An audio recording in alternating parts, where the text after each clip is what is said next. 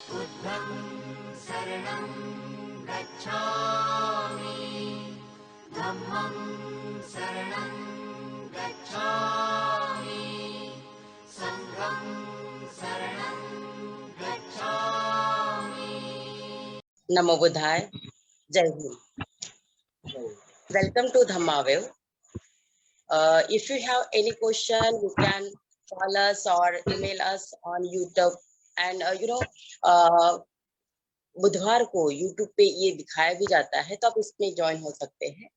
तो धम्म देशना का ये जो प्रोग्राम है, यहाँ पे इसके लिए हम भंते जी को इनवाइट करते हैं। तो यहाँ जो भंते जी है, जो हमें धम्म देशना भी देंगे, लेकिन सबसे पहले हम एक काम करते हैं। Put your palm together and let's do vandana together. नमो तस्स भगवतो अरहतो सम्मा संबुद्धस्स। नमो तस्स भगवतो अरहतो सम्मा संबुद्धस्स। नमो तस्स भगवतो अरहतो सम्मा संबुद्धस्स। साधु साधु साधु। आज हमारे साथ यहाँ पे धम्म देशना देने को भंते जी धम्म ज्योति ग्वालियर से जुड़े हैं, और वो हम सभी को अपने ज्ञान से धम्म देशना देंगे। तो हम धम्म देशना देने के लिए उनको इनवाइट करते हैं। नमो बुद्धाय, जय भीम भंते जी।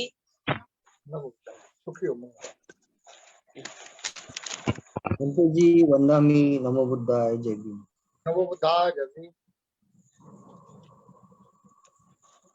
तो भंते जी, आपको 20 मिनट के अंतराल में आपको ये अपने धम्म देशना देने हैं, और उसके बाद यहाँ पे हमारे साथ आज के गेस्ट स्पीकर भी है प्रोफेसर चंद्रशेखर पाटिल सर। वो भी हमें अपने वक्तव्य से अपने टॉपिक के बारे में डिटेल बताएंगे।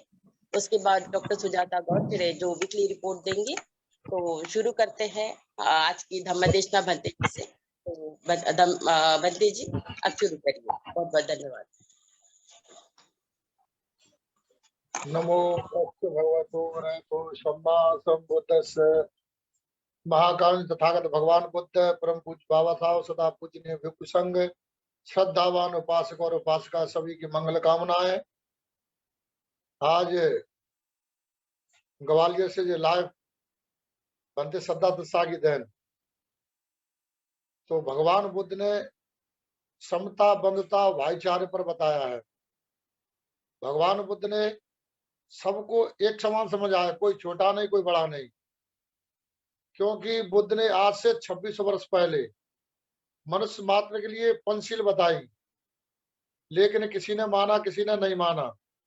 तो परम पूज्य बाबा साहब ने भारतीय संविधान में एक कानून बना दिया और कहा, चाहे किसी जाति के या मजहब के या धर्म के या पंथ के हो, आपको ये 5 बातें मानना ही पड़ेंगी। पहली, पाणातिपाता वीरमणि सिक्खापदं समादयामि, यानी हम किसी की जीव हत्या न करूंगा न करूंगी, इससे व्रत रहने से छगन करता हूं या करती हूँ, नहीं तो 302, 326, 327 धारा लगेंगी और जेल में जाना पड़ेगा। दूसरी, अदिन्नादाना वीरमणि सिक्खापदं समादयामि, यानी मैं किसी की चोरी न करूंगा न करूंगी, इससे व्रत रहने से छगन करता हूं या करती हूँ। अगर चोरी करेंगे तो धारा लगेंगी, जेल में जाएंगे। तीसरी, कामेश मिच्छाचारा वीरमणि सिक्खापदं समादयामि, मैं छोटी है तो बेटी के समान है या बेटा के समान है, बड़ी है तो माँ और बहन के समान है या भाई और पिता के समान है, यानी पर नारी पर पुरुष गमन न करूंगा न करूंगी, इससे व्रत रहने से छगन करता हूँ या कहती हूँ। 76-77 धारा लगेंगी और जेल में जाना पड़ेगा। मूसावादा वीरमणि सिक्खापदं समादयामि, हम झूठ नहीं बोलेंगे, कटवचन नहीं बोलेंगे, फालतू की बकवास नहीं करेंगे, यानी चुगली चापड़ी इधर उधर न करूंगा न करूंगी, इससे व्रत रहने से करता हूँ या करती हूँ, नहीं तो 420 में वो जेल में जाएंगे। सुरा वीर मध्य प्रमादा ठाना वीरमणि सिक्खापदं समादयामि, कच्ची शराब पक्की शराब बीड़ी पुड़िया गांजा भांग चरस अफीम इत्यादि हम कोई नशा पत्ता न करूंगा न करूंगी। ये भगवान बुद्ध की वाणी है। लेकिन परम पूज्य बाबा साहब ने 3 सूत्र दिए, शिक्षित, संगठन और संघर्ष। तो जो शिक्षित होते हैं वो अपने अच्छे को बुरे को समझते हैं, अब कई लोग तो पढ़े लिखे होते हैं, वो अच्छे बुरे को नहीं समझ पाते, लेकिन भगवान बुद्ध ने कहा आत्मदीप भव, अपने दीप आप बनो। भगवान बुद्ध की वाणी यानी समानता पर आधारित है। कोई इसमें कोई छोटा नहीं है, कोई बड़ा नहीं है, कोई ऊंच नहीं, कोई नीच नहीं, कोई भेद नहीं, कोई भाव नहीं, कोई ढोंग नहीं, कोई पाखंड नहीं, कोई आडंबर नहीं। ऐसे हम धम्म के शरण में जाते हैं। तो धम्म भगवान बुद्ध की बताई हुई रास्ता है। फिर कई मानस जन्म नर पाए के चूके वगी घात, जाय पड़े भव चक्र में सह घनेरी लात। मानस जन्म दुर्लभ है बहुर्न बारंबार, पक्का फल जब गिर गया बहुर्न लागे डार। यानी पेड़ में से पत्ता या फल ये गिर जाते हैं, दोबारा नहीं लगते। ऐसे ही मनुष्य का जन्म दोबारा नहीं मिलता। फिर कई मानस तेरा गुड़ बड़ा, मांस न आवे काम, हाड़ न बनते आवरण त्वचा न बाजे बाज। हे मनुष्य तेरा गुड़ ही बड़ा है, न कोई हड्डी किसी काम की मरने के बाद में, और न त्वचा किसी काम की। लेकिन पशु जीते जी सेवा कमावे और बाद मरने के भी काम आवे। जिंदा में हरू हर में चलते हैं, दूध देते हैं, पशु काम आते हैं। मरने के बाद में उसके खाल के ढोल नवा के मरते हैं, त्वचा के, और हड्डी भी काम आती है, रक्त भी काम आता है, मांस लोग वहां खा जाते हैं। फिर कहीं जब जानी जानी नहीं अब निकली पहचान, टांकी मारी शब्द की निकली कंचन खांड। हे मनुष्य तेरे अंदर जो अज्ञानता का पर्दा है वो हट जाएगा। तो इसके अंदर कंचन की खांड भरी हुई है, एन सुई से लगा करके और जहाज तक बनाने वाले मनुष्य है। मनुष्य बढ़ के और कोई नहीं है। इसलिए तो भगवान बुद्ध ने की अत दीप भव, अपने दीप आप बने। क्योंकि भगवान बुद्ध ने स्वयं अपने को तपा, अपने आप को देखा। देखने के बाद में कहीं कुछ नहीं हुआ तो फिर आनापान सती करी, आनापान उन्होंने विपसना करी, अपने आप से ज्ञान प्राप्त किया। लेकिन पहले उन्होंने देखा, इधर उधर देख के कि किसी गुरु पे सीखा, किसी पे सीखा, लेकिन कहीं कुछ नहीं मिला। तो भगवान बुद्ध ने स्वयं को देखा, और स्वयं ही जो अपने मन को जीत लेते हैं वो संसार को जीत सकते हैं। अपने मन को नहीं जीतते वो अपने आप पे फतेह नहीं पाएंगे, तो किसी पे नहीं पाएंगे। फिर परम पूज्य बाबा साहब ने कही जो 5 सूत्र बताए बाबा साहब ने, जैसे अपने परिवार में सुख और शांति चाहते हैं तो पहले अपने बच्ची बच्चाओं को अच्छे संस्कार डालें। संस्कार के बाद में अच्छी संगति कराएं। संगति के बाद में फिर एजुकेशन। परम पूज्य बाबा साहब ने कही शिक्षा वह शेरनी का दूध है, वो पिएगा वो शेर की तरह दौड़ेगा। तो संगति, संगति के बाद में एकता। जिस परिवार के अंदर में एकता होती है वो परिवार स्वर्ग के समान माना जाता है। फिर उसके बाद में व्यक्तिगत पहचान। जो मनुष्य ऐसा कुछ करके जाते हैं तो मरने के बाद में उसको याद करते हैं, तो वो व्यक्तिगत पहचान होती है। परम पूज्य बाबा साहब ने या भगवान बुद्ध ने ऐसा किया है, हम और आप सभी लोग पूरा विश्व उनको नमन करते हैं और उनको याद करते हैं, उनकी गुणों की पूजा करते हैं। क्योंकि बुद्ध के धम्म में चरित्र की पूजा नहीं होती, चित्र की पूजा नहीं होती, चरित्र की पूजा होती है। जिसका चरित्र बड़ा है उसका सब कुछ है, और चरित्र चला गया सब कुछ चला गया। तो इसलिए भगवान बुद्ध की वाणी आज संसार में गूंज रही है। अभी मैंने देखा नागपुर में गया, नागपुर में लाखों नहीं करोड़ों लोग थे वहां पर परम पूज्य बाबा साहब की दीक्षा भूमि पे, और वहां दीक्षा ले रहे। क्यों ले रहे? अन्य धर्मों में ऊंच नीच है, लेकिन भगवान बुद्ध के धम्म में कोई ऊंच नहीं कोई नीच नहीं। भगवान बुद्ध ने आज से 2600 वर्ष पहले उपाली नाई को धम्म की दीक्षा दी, और उसके बाद में सुनीत को दिया।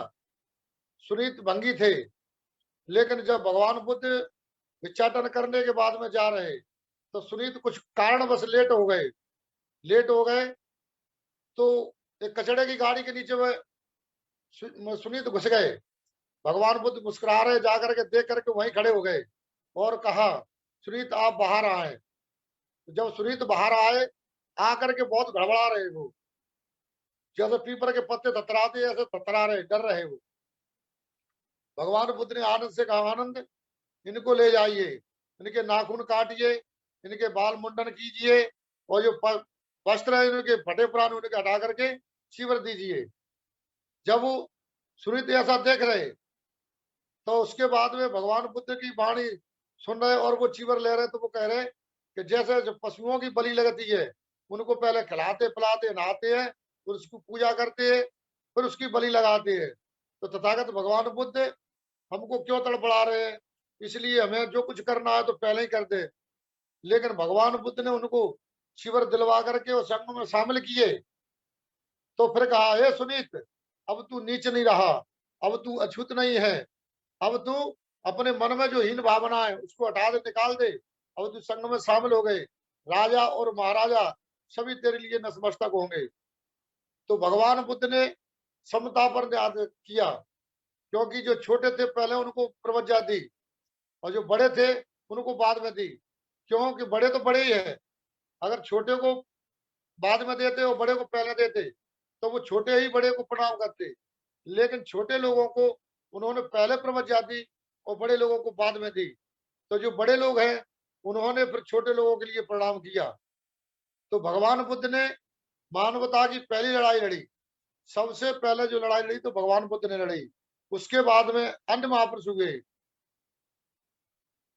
और उसके बाद में जैसे गांव में एक चर्चा कहते हैं कि भगवान बुद्ध श्रावस्ती में रहते थे। श्रावस्ती में रहते और श्रावस्ती में प्रवचन कर रहे। तो एक कृष्णा गौतमी थी। कृष्णा गौतमी के पहले तो उसके बच्चे नहीं हो रहे थे, बच्चे कुछ समय के बाद में हुए। तो बच्चा छोटा सा हुआ, उसे सांप ने काट लिया। सांप ने काट लिया तो बेचारी रो रही और बहुत बेहोश हो गई बेचारी, उनको शरीर का होश नहीं था।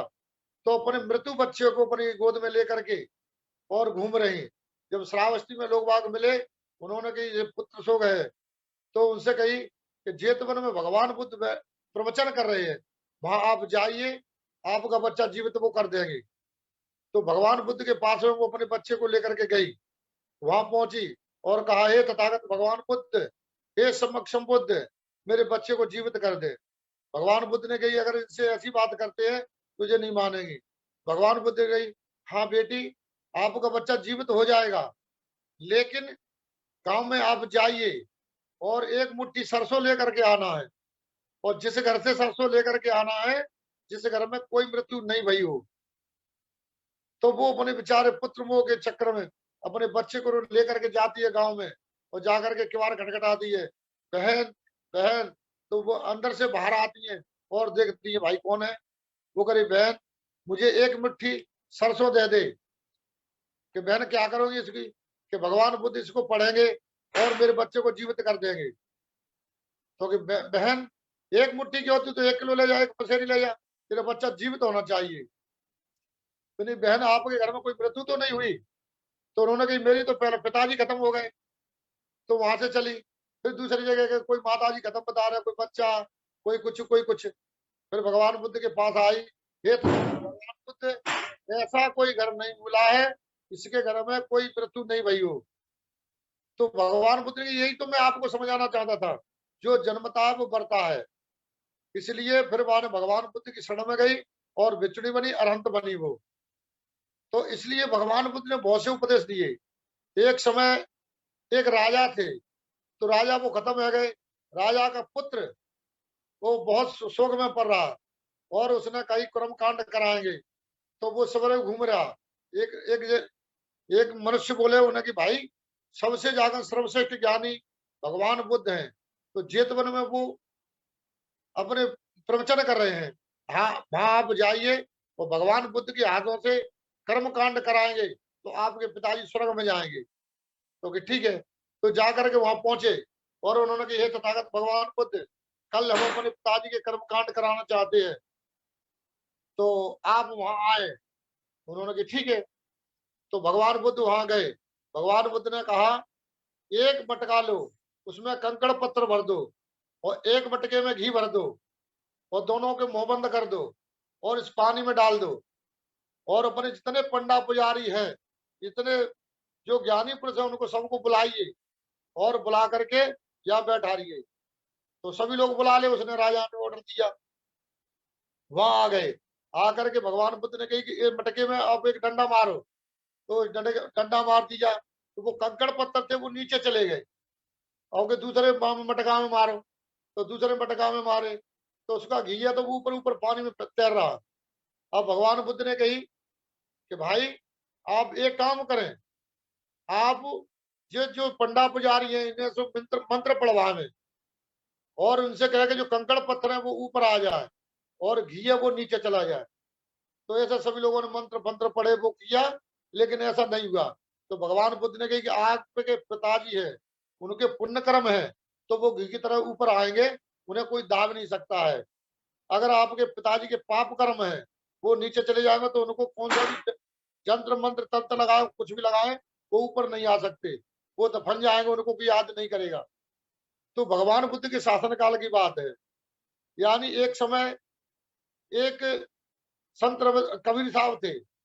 कबीर साहब अपने गुरु महाराज के जा रहे हैं और गुरु महाराज ने कही, हे कबीर आप जाइए, जो ये कुआर का महीना होता है ना, कुआर का महीना, उसमें वो करते हैं पिंडदान करते हैं अपने पिताजी के लिए। तो उन्होंने कही कि आप कबीर साहब आप जाएं और आप जाकर के वहां पहुंचे गांव में, वहां से दूध लेकर के आए। क्या हो जाए रद्द करें क्या लो।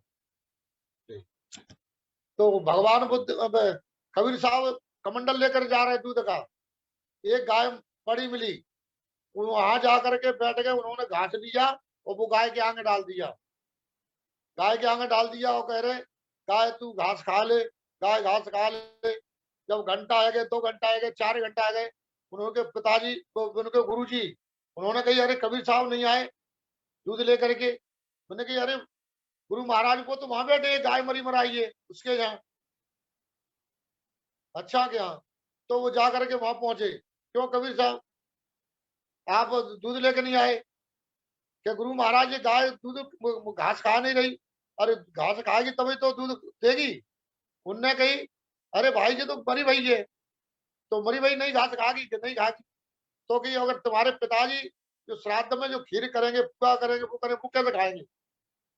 तो समझाने के लिए कबीर साहब ने भी बहुत समझाया, भगवान बुद्ध ने समझाया। एक समय जो कबीर साहब थे तो अपने खेतों में तो पानी लेकर के उछिल रहे, पानी उछिल रहे, वहां के लोग भाग रहे, तो वो पानी दे रहे, कुआर में पानी देते अपने पिताजी के लिए। तो उन्होंने कहा कि कबीर साहब आप क्या कर रहे हैं? कि मैं अपने खेतों में पानी दे रहा हूँ। तो आपका खेत कितनी दूर है? कि यहाँ से है 2 किलोमीटर है। तो कि यहाँ से पानी कैसे चला जाएगा? कि भाई तुम्हारे देवता ऊपर जाके पानी पी लेते हैं, ऐसे फेंकने से मेरे खेतों में क्यों नहीं जाएगा?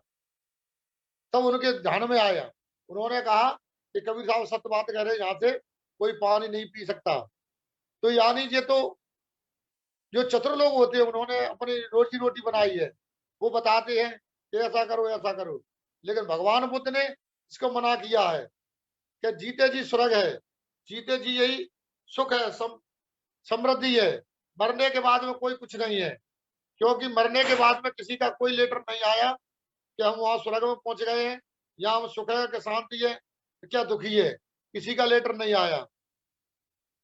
परम पूज्य बाबा साहब ने जन जन तक अपने ज्ञान के बारे में, विद्या के बारे में सबको बताया। क्योंकि परम पूज्य बाबा साहब ने सबको एक समान किया। जब बाबा साहब ने जब शिक्षा का अवसर दिया तो सबके लिए दिया, चाहे तो वो शूद्र हो या ब्राह्मण हो या वैश्य हो या क्षत्रिय हो, कोई भी हो, सबके लिए पढ़ने का अधिकार है। क्योंकि पहले ऐसा नहीं था। ये परम पूज्य बाबा साहब ने भारतीय संविधान में सबके लिए ज्ञान बताया। ज्ञान बताने के बाद में सभी लोग शिक्षित हुए। तो लोग वहां कहते कि सतयुग में एक ब्राह्मण ही पढ़ता था, द्वापर में क्षत्रिय और ब्राह्मण पढ़ता था, त्रेता में ब्राह्मण क्षत्रिय और वैश्य पढ़ता था, कलयुग में यानी जो शूद्र लोग पढ़े थे उसे कलयुग बताते हैं। क्यों बताते हैं कि ये लोग पढ़ रहे हैं, अब बताते हैं कि जो अधर्म हो रहा है। लेकिन विद्या सबके लिए होती है। भगवान बुद्ध के शासन काल में पढ़ने का अधिकार दिया।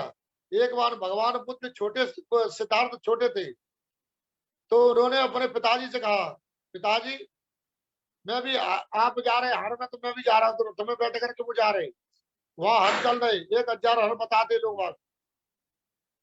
तो वहां पर पहुंचे, उन्होंने कही पिताजी ये कौन है? उन्होंने कहा बेटा ये मजदूर हैं। अच्छा, तो ये हर चलाते हैं, इनके पैरों में जूता नहीं है, शरीर पर कपड़ा नहीं है, इनमें खाने के लिए रोटी नहीं है, और अपन कुछ काम नहीं करते, और फिर भी अपन अच्छे अच्छे खाना खाते हैं, अच्छे कपड़ा पहनते हैं, और अच्छे अपन महल मकानों में रहते हैं। लेकिन ये पिताजी ये तो बहुत अन्याय हो रहा है। तो सिद्धार्थ की बात सुन करके राजा शुद्धोधन तो बहुत चकित हुए। ऐसी बात कर करके सिद्धार्थ जाकर के एक जामुन के पेड़ के नीचे जाकर के बैठ गए, आनापान सती कर रहे। अब राजा शुद्धोधन अपने किसानों के चर्चा में लगे, उनको भोजन भोजन कराया। अब उन्होंने देखा कि सिद्धार्थ कहाँ गए, इधर उधर देख रहे हो। एक किसान ने कहा कि आपका बच्चा तो उधर खेत की पेड़ पे बैठा है, एक जामुन के पेड़ के नीचे ध्यान कर रहे हैं। जब वो ध्यान की देखी तो वो जब पहुंचे वहां, सिद्धार्थ को उठाया और कहा बेटा चल घर चल। घर जा करके उनके मन में आई, जो अशस्त्र ऋषि थे उन्होंने बताया आपको भविष्यवाणी पूरी होगी, तो इसीलिए उन्हें लेकर के और वो घर आए। उन्होंने आकर के 3 महल बनवाए सिद्धार्थ के लिए, एक 3 मंजिला बनवाया, एक 5 मंजिला, एक 7 मंजिला, और तीनों तीनों ऋतुओं के लिए बनवाए। गर्मियों में गर्मी महसूस नहीं हो, सर्दियों में सर्दी महसूस नहीं हो, बरसात में बरसात महसूस नहीं हो। और वहां अप्सराएं छोड़ी उनके साथ में, और उन्होंने अपना नाच किया, नृत्य किया, उनके लिए लोग लालच दिया उनको।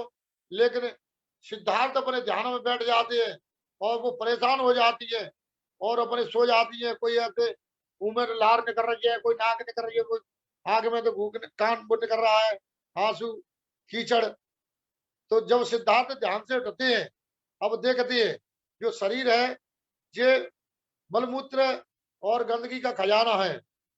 तो इसलिए अब थोड़े थोड़े बड़े हुए, वो बड़े होने के बाद में पिताजी हम नगर भ्रमण करने जाएंगे। तो उन्हें छंदक लिया, और उनके घोड़ा का नाम कंतक था। तो छंदक अपने वहां रथ को सजा करके वो लेकर के जाते हैं उनको, सिद्धार्थ को लेकर के जा रहे हैं। तो राजा ने जो रूट बताया उसी पे जा रहे। अब उन्होंने कहा कि आप इधर की साइड ले चले, जो गरीब बस्ती थी उधर। तो उन्होंने कहा नहीं नहीं, राजा ने मना कर दिया है और आप ऐसे ऐसे ऐसे चलेंगे। तो नहीं, अच्छा, तो राजा की बात मानते कि हाँ। तो राजा का बेटा कौन होता है? कि राजा होता है। तो मैं भी तो राजा का बेटा हूँ, मेरी कहीं नहीं मानेंगे। तो उन्होंने फिर उनके सारथी वो लेकर ले जा रहे हैं। तो गरीब बस्तियों में जा रहे हैं, तो वहां देख रहे झुग्गी झोंपड़ी रहे, वहां देख रहे कि बुढ़े, ये कौन है? ये बुढ़े हैं। अच्छा, बुढ़े हैं, तो ये बुढ़े हो गए क्या? हाँ। तो ऐसा सभी होते हैं कि सभी होती है। फिर उसके बाद में एक रोगी मिला, तो रोगी मिला, उन्होंने कहा भैया ये कौन है? उन्होंने कहा ये रोगी है, बीमार हो गया है। अच्छा, तो रोग सबके लिए रोग होता है क्या? फिर बुढ़ापा देखा, एक मृत्यु देखा, उन्हें हाथ लेकर के जा रहे। सिद्धार्थ ने कि ये तो वो सिद्धार्थ के वो था ना सारथी, तो वो कह रहे कि जो सम्मुख संबुद्ध होंगे वो इसका उत्तर देंगे। मैं भैया इसका उत्तर नहीं जानता। अच्छा क्या? तो जब वहां से सिद्धार्थ बहुत चिंतित हो गए, अब चिंतित हो गए तो वहां से वो चल पड़े। अब उनको खाना पीना अच्छा नहीं लग रहा। अब उन्होंने अरे ये तो बहुत बड़ी दुख की बात है, जन्मता है आदमी, फिर मरता है, बूढ़ा होता है, रोगी होता है। तो ये अपने मन में उन्होंने फिर ये नदी के रोहिणी नदी के वो साखियों में और कोलियों में लड़ाई हुई। उसके बाद में उन्होंने घर छोड़ दिया 28 साल में। जाकर के सिद्धार्थ अपने ध्यान में बैठ गए, अपने गुरुओं से ध्यान सीखा। लेकिन वो कहीं गुरु से पूछा, गुरु और कुछ? मैंने कहा इससे आगे हम नहीं जानते। तो आगे गए, ऐसे ही अपने 3-4 गुरुओं से पूछा। उन्होंने कहा ठीक है। अब आगे मैंने देखा कि गुरुओं से इतने जानते हैं, फिर अपने आप में वो हो गए। उन्होंने रोटी छोड़ दिया, पानी छोड़ दिया, बहुत शरीर उनका कंकाल हो गया। शरीर कंकाल हो गया तो बहुत उनके साथ में 5 तपस्वी और बैठे थे। जब उन्होंने प्रतिज्ञा कर ली, संकल्प कर लिया कि जब तक हमको ज्ञान प्राप्त नहीं होगा तब तक हम भोजन दान नहीं करेंगे। अब धीरे धीरे सिद्धार्थ की हाड़ मांस सब सूख गए। अब कंकाल कंकाल हाड़ रह गए। अब सुजाता की जो सहेली थी उसकी नौकरानी, वो बट वृक्ष के नीचे झाड़ने के लिए आई। तो वहां देखो तो सिद्धार्थ बैठे और सांसें गिन रहे अपने आराम से, धीरे धीरे बैठे बैठे। और जाकर के उसने देखा, वो झाड़ू लगा कर गई और कहा सुजाता आते, बहन महारानी, वहां तो साक्षात भगवान बैठे हैं जिनकी आप पूजा करना चाहते हैं। तो आप देखें वहां वो भगवान बैठे हैं। तो वहां से वो खीर लेकर के सोने के पात्र में लेकर के वो आई। तो जब उनकी साथ में सहेली थी, वो गा रही थी, तार अगर बीड़ा का ज्यादा टाट करते तो टूट जाता है और ढीला रखते तो आवाज नहीं निकलती। तो सिद्धार्थ के जब कान में आवाज गई, बन गई, अरे हम तो ये तार को ज्यादा टाट कर रहे हैं, ये टूट ही जाएगा। तो उन्होंने फिर उसको ज्ञान में अपने मन में उतारा। जब सुजाता ने उनको खीर दिया तो उन्होंने खीर ले लिया। और जब वो खीर लिया और खीर लेकर के वो खा रहे, तो उनके साथ में जो 5 जो तपेश्वरी थे वो उड़ करके छोड़ करके भाग गए और कहा गौतम तो भ्रष्ट हो गए, गौतम अब भ्रष्ट हो गए, इसलिए वो छोड़ करके भाग गए। जब उन्होंने वो पात्र लेकर के वो नदी में फेंक दिया और कहा अगर मेरे को ज्ञान प्राप्त हो तो विपरीत दिशा को ये बहे, और अगर मेरे को ज्ञान प्राप्त नहीं हो तो सीधा जाए। तो जब वो हिलाव के जैसे पानी में हिला चलते हैं, इसके सहारे वो ऊपर को विपरीत दिशा को लिए बहा। तो जाकर के वहां वो डूब गया। वहीं से वो जाकर के बैठ गए ध्यान में। और उन्होंने जब वज्रासन पे बैठे, वो अधिष्ठान लेकर के बैठ गए और संकल्प किया, जब तक ज्ञान प्राप्त नहीं होगा तब तक मैं अपना जो आसन है उसे नहीं खोलूंगा, मैं यहाँ से हिलूंगा डुलूंगा नहीं। जब वो बैठ गए, बैठने के बाद में जो उन्हें ज्ञान प्राप्त हुआ, अब वो सोच रहे मेरे को ज्ञान तो प्राप्त हो गया, अब मैं क्या करूं, इसको बहुत कठिन है, कोई समझेगा कोई नहीं समझ पाएगा। तो वहां फिर वो राजा आए, राजा का क्या नाम था, तो उन्होंने उनको पूछा, ये तथागत भगवान बुद्ध समक्षम बुद्ध, आप इसको धम्म का प्रचार प्रसार करें आप संसार में, क्योंकि ये बात को कोई नहीं समझ पाएगा। नहीं कि कोई तो समझेगा। तो वहां से मैंने कही कि चलो मैं अपने मित्रों को देखता हूँ। तो वहां गए, वो जा करके वहां पहुंचे तो वो पहले ही चर्चा कर रहे। वो सिद्धार्थ आ गया, सिद्धार्थ खीर खा के भ्रष्ट हो गया, वो आ गया, अपन खड़े नहीं होंगे, अपन उनके लिए आसन नहीं डालेंगे, उनका पात्र नहीं लेंगे, पानी ले आएंगे नहीं, ऐसा वो चर्चा कर रहे। जब जा करके वहां पहुंचे वो, तो उनके संकल्प टूट गए। जो उन्होंने संकल्प किए वो संकल्प टूटे। कोई खड़ा होकर के कोई पानी लेकर के आ रहा है, कोई पैर धुला रहा है, कोई आसन डाल रहा है, कोई उनका चीवर पात्र ले लिया, उनको बैठा और कहा भैया मेरे को ज्ञान प्राप्त हुआ है। तो वो लोग जो हंसी कर रहे वो, अरे आपको क्या ज्ञान प्राप्त हुआ है, जब तुम भूखे थे आपने तपस्या की तब तुमको ज्ञान प्राप्त नहीं हुआ, अब तुमने सुजाता की खीर खा ली अब तो तुमको ज्ञान प्राप्त हो गया। तो ऐसे सुनते सुनते तो अब वो अपनी अपनी बातें कह रहे, अपनी बातें करें, और भगवान बुद्ध शांत पूर्वक बैठे।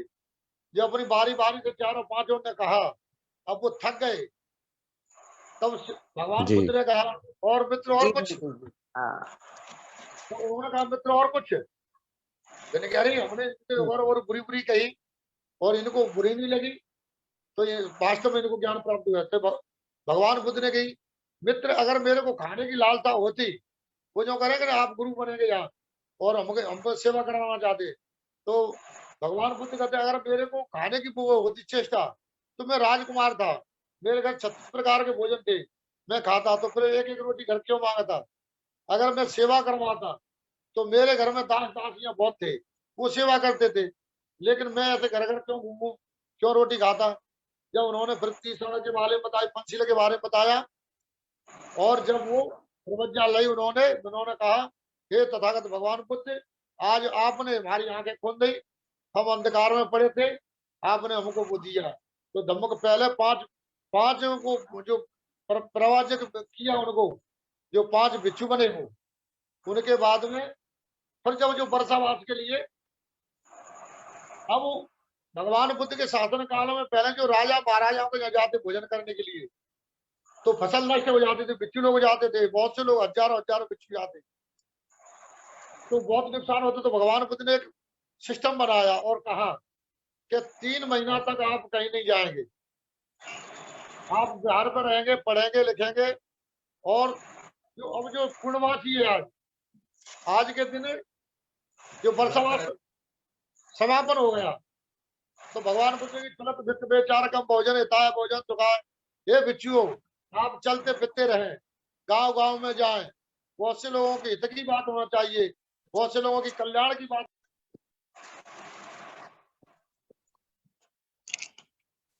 भंते जी, आपका नेटवर्क थोड़ा इशू आ रहा है, तो हम चाहते हैं बाकी धम्म देशना जो नेक्स्ट वीक हो कंटिन्यू तो करेंगे।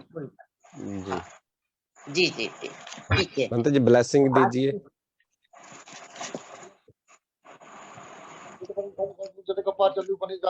संपत्ति सब विधियों में जंतु सब रोग में से माध्यमंतरा सुखी दी गाय को भव भवतु सब मंगलम रक्षन्तु सब देवता सब बुद्धान भाविना सदा सुत्ति भवन्ते भवतु सब मंगलम रक्षन्तु सब देवता सब बुद्धान धम्मान भाविना सदा सुत्ति भवन्ते भवतु सब मंगलम रक्षन्तु सब देवता सब संगान भाविना सदा सुत्ति भवन्ते।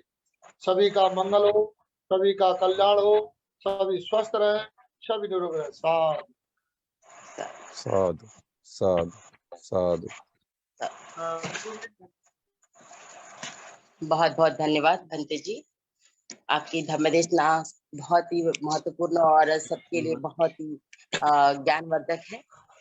तो आज के हमारे गेस्ट स्पीकर है doctor professor Chandrashekhar S Patil. तो ये जो है, इनके बारे में मैं थोड़ा सा बताना चाहूंगी कि वो हमारे नागपुर से ही है और PWS कॉलेज में प्रोफेसर है। इन्होंने MA इतिहास में किया है, राज्य शास्त्र में MA किया है, डॉक्टर बाबा साहेब अम्बेडकर की विचारधारा में MA किया है, बौद्ध अध्ययन में भी MA किया है, साथ में नेट की एग्जाम, BEd, PhD, ये भी बहुत सारी डिग्रियां इन्होंने हासिल की है। इन्होंने अपने समय में प्रोजेक्ट भी हासिल किया है UGC नई दिल्ली के द्वारा, और उनका टॉपिक भी बहुत अच्छा था, डॉक्टर बाबा साहेब अम्बेडकर के ऊपर ही था। इन्होंने 7 किताबें लिखी है और वो कई समिति के अलग अलग समिति पे वो मेंबर के इस पे काम कर रहे हैं। उनको काफी पुरस्कार और सम्मान भी मिला है, खास करके डॉक्टर बाबा साहेब अम्बेडकर इनका विशेष पुरस्कार उनको मिला हुआ है। कर्मवीर बापू जी आवले बापू, इनका भी जन्म शताब्दी के वर्ष के निमित्त में उनको एक सम्मान दिया गया है। इन्होंने कई स्टेट, नेशनल, इंटरनेशनल कॉन्फ्रेंस में भाग लिया है बतौर वक्ता, बतौर अध्यक्ष, और बहुत सारे पेपर भी उन्होंने प्रेजेंट किए हैं।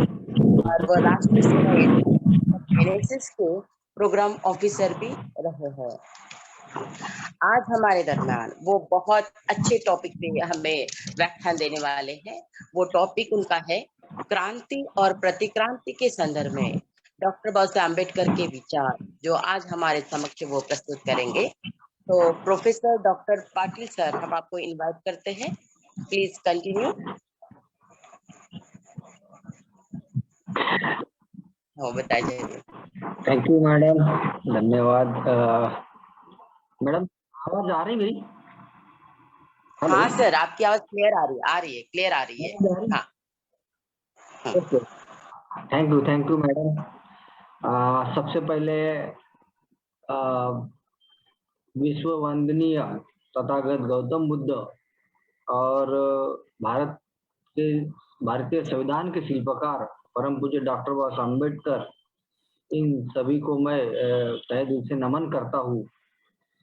आज के इस व्याख्यान में धम्मावेव में यहाँ पर जुड़े हुए परम सर, उनको भी मैं नमन करता हूँ, और अपने मधुर वाणी से जिन्होंने अभी हम सभी को धम्म देशना दी, ऐसे परम पूजनीय धम्म ज्योति भंते जी और उनके भिक्षु संघ, इनको भी मैं नमन करता हूँ।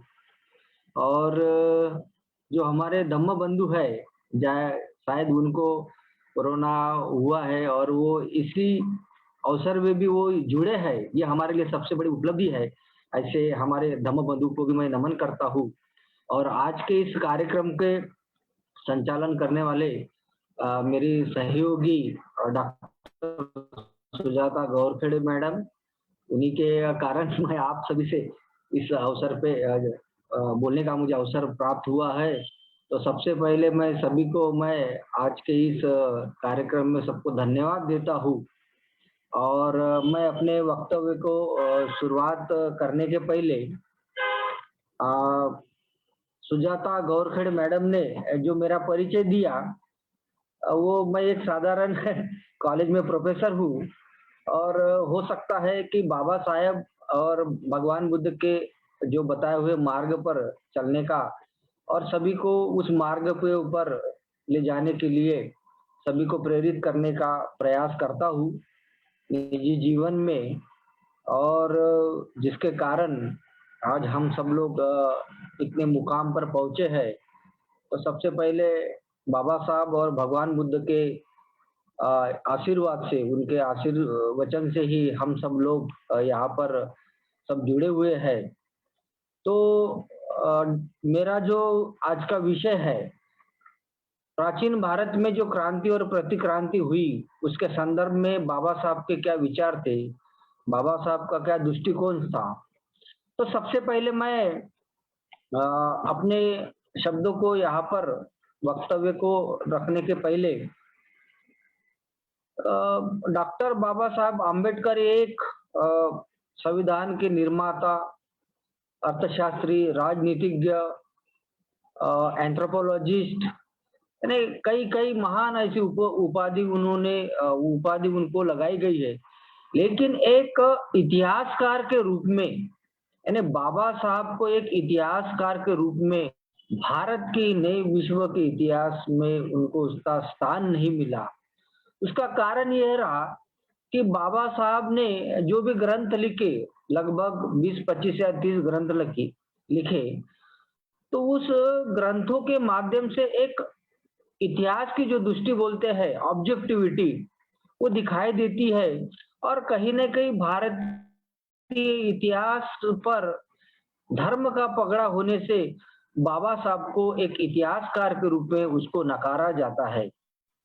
तो सबसे पहले बाबा साहब ने प्राचीन भारतीय इतिहास के संदर्भ में प्राचीन भारत के जो इतिहास के सोर्सेस है, जो साहित्य है, जैसे बौद्ध साहित्य है, ब्राह्मणी ग्रंथ है, वैदिक साहित्य है और अन्य कई इतिहासकारों के ग्रंथों का सूक्ष्मता से उन्होंने अध्ययन किया। और अध्ययन करने के बाद में प्राचीन भारत के संदर्भ में उन्होंने हु वेर द शूद्राज, प्राचीन भारत में क्रांति और प्रतिक्रांति, बुद्ध और कार्ल मार्क्स, और सबसे महापरिनिर्वाण के पहले सबसे महान उपलब्धि उनकी जीवन में भगवान बुद्ध और उनका धर्म, ये जो ऐसे महान ग्रंथ लिखकर उनका महापरिनिर्वाण हुआ। लेकिन उनके हयात में बुद्धानी धम्म ग्रंथ तो पूर्ण हो चुका था, लेकिन प्राचीन भारत में क्रांति और प्रतिक्रांति, यह जो ग्रंथ उन्होंने लिखा, लेकिन वो अप्रकाशित रहा। उनका महापरिनिर्वाण 6 दिसंबर 1956 में हुआ। लेकिन इस ग्रंथ को पुनर्मुद्रित करने के लिए महाराष्ट्र गवर्नमेंट ने writing and speeches volume number 3 और भारत सरकार के सूचना एवं प्रसारण मंत्रालय के माध्यम से हिंदी में भी इसका अनुवाद हुआ है। तो कहीं ना कहीं इस ग्रंथ के माध्यम से हमें बाबा साहब के प्राचीन भारत के संदर्भ में, प्राचीन भारत में जो क्रांति हुई, बौद्ध क्रांति हुई, और उस क्रांति को प्रतिक्रांति के रूप में कैसे परिवर्तित हुई, इस संदर्भ में इस ग्रंथ के माध्यम से हम उन्हें जानते हैं। बाबा साहब का भारतीय इतिहास में बड़ा योगदान रहा है। और इतना ही नहीं, बाबा साहब के माध्यम से ही भारत को इतिहास बदलने का, यानी भारत के इतिहास बदलने का एक इतिहास ही बाबा साहब ने बदल, क्योंकि एक अछूत व्यक्ति इस देश का संविधान निर्माता होता है, इस देश का भाग्य विधाता होता है, इस देश का एक अच्छा छात्र जो विदेशों में आज पूरे विश्व समुदाय में बाबा साहब के विचारों को, बाबा साहब के ग्रंथों को, बाबा साहब के जो विचार है, जो थॉट्स है, वो पढ़ते हैं। तो इतनी बड़ी शख्सियत होने के बाद भी बाबा साहब को एक इतिहासकार के रूप में अनदेखा किया जाता है। और इतना ही नहीं, बाबा साहब ने भगवान बुद्ध की जो धम्म दिया, भगवान बुद्ध का धम्म को स्वीकार किया और ये भारत भूमि पर एक महान उपकार ही किया। हम ऐसे बोलेंगे कि जिस भूमि पर भगवान बुद्ध का जन्म हुआ है, जिस भूमि पर भगवान बुद्ध का जन्म हुआ, इस धर्म का विकास हुआ और भारतीय संस्कृति और सभ्यता का विश्व में परिचय हुआ और वही कारण भारत को एक विश्व गुरु का भी दर्जा प्राप्त हुआ है। तो हम बाबा साहब के इन प्राचीन भारत में जो क्रांति और प्रतिक्रांति हुई उस संदर्भ में हम यहाँ पर अपने विषय को यहाँ प्रस्तुत करूंगा। बाबा साहब का एक थॉट्स था, एक विचार था कि भारत का जो इतिहास है वो बौद्ध संस्कृति एवं ब्राह्मण संस्कृति इसके संघर्ष का इतिहास है। जैसे कार्ल मार्क्स ने इतिहास की व्याख्या करते हुए कहा है कि विश्व का जो इतिहास है वो वर्ग संघर्ष का इतिहास है, दो वर्ग में संघर्ष होता है इसलिए इतिहास है। तो इतिहास की अलग अलग इतिहासकारों ने व्याख्या की है, लेकिन भारत के इतिहास के संदर्भ में बाबा साहब का ये कथन था कि भारत का जो इतिहास है बौद्ध संस्कृति यानी वैदिक सभ्यता और बौद्ध सभ्यता के बीच में संघर्ष का इतिहास है, ऐसे बाबा साहब मानते हैं। क्योंकि बुद्ध के पहले भारतीय समाज का हम देखते हैं नैतिक अंधपतन हुआ है, चातुर्वर्ण व्यवस्था, जाति व्यवस्था, कर्मकांड, यज्ञ, पुरोहितवाद, यह सब यानी जो है ये वैदिक सभ्यता यानी आर्य सभ्यता की देन है। इसी कारण भारत की छवि विश्व पटल पर खराब हुई है। अगर वैदिक सभ्यता या जो भी आर्य सभ्यता है या जिसको हम पहले बुद्ध के पूर्व की जो सभ्यता थी उस सभ्यता में कहीं पे भी सामाजिक समता का अभाव दिखाई देता है। लोगों को अंधकारमय युग था, लोगों को राह नहीं दिख रही थी और लोग बेचारे इतने परेशान थे, भारतीय समाज के जो लोग, इंडियन सोसाइटी, कि एक ऐसा कोई भी सक्सेस आएगा जो हमको एक नई राह दिखाएगा जिसके माध्यम से हम अपने अंधकारमय जीवन को खुशहाल जीवन में बदल सकते हैं। तो बुद्धकालीन दुनिया के किसी भी देश में जाति व्यवस्था, वर्ण व्यवस्था यह विद्यमान नहीं थी, केवल यानी भारत में ही वो विद्यमान थी। तो इसका आधार जो है वो वैदिक सभ्यता के कारण, आर्य संस्कृति के कारण भारत में सब दिखाई देता है।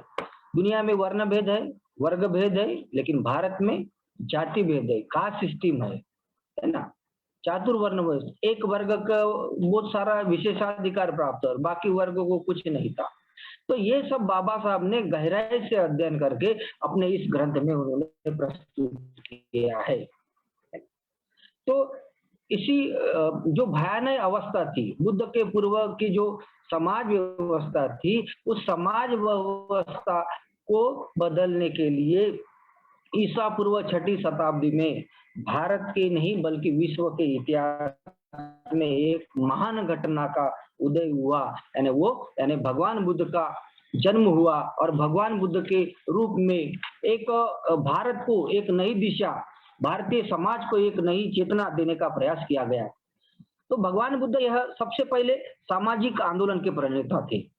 बुद्ध के पूर्व जो समाज जो व्यवस्था थी, समाज का जो नैतिक अंधपतन हुआ था, उस समाज व्यवस्था को बदलने के लिए एक भगवान बुद्ध को तो एक धर्म संस्थापक के रूप में माना जाता है, लेकिन उसके अलावा भी सामाजिक सुधार आंदोलन के वो प्रणेता थे। सबसे पहले सामाजिक सुधार का जो आंदोलन भारत के इतिहास में अगर शुरू होता है तो भगवान बुद्ध से ही चालू होता है ना, क्योंकि भारत में सामाजिक सुधार का इतिहास उनसे ही प्रारंभ होता है।